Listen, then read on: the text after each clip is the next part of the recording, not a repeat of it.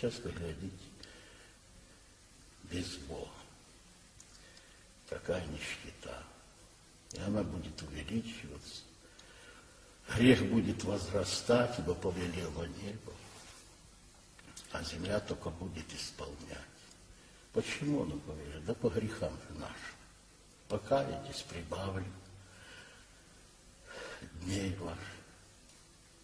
Не покаетесь, уменьшу и то, что есть.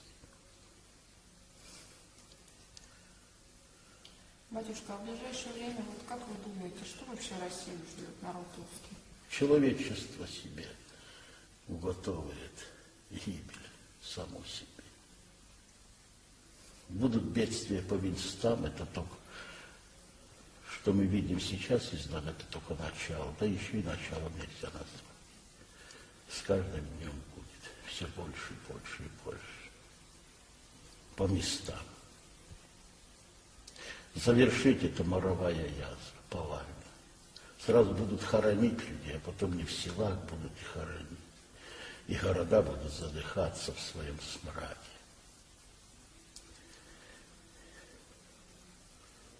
Вода будет уходить, наземная и подземная,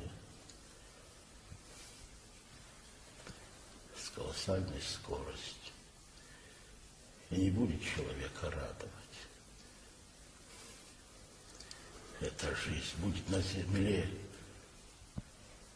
туго и уныние народов сказано. Народов, не народа русского, а народов всех. И драгоценности вот эти повыбрасываются и под печати, и под замки эти, в сейфы, поставлять воду и хлеб.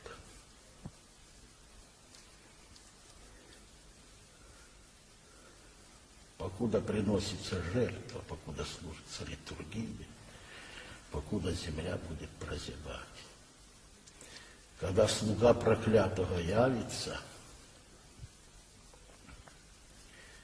и войдет в доверие народов,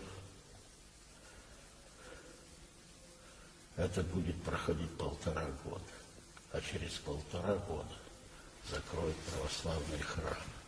Вот тогда и заключится небо, так как оно заключилось при Илии. Батюшка, можно еще вот вас спросить, а как вы думаете, руководство нашей страны, оно все-таки желает, чтобы народ стал лучше, или все-таки не будет этого? По нам правитель. Какие мы, такой правитель. Неужели не будет этому конца и края? Будет. Когда Господь повернет время.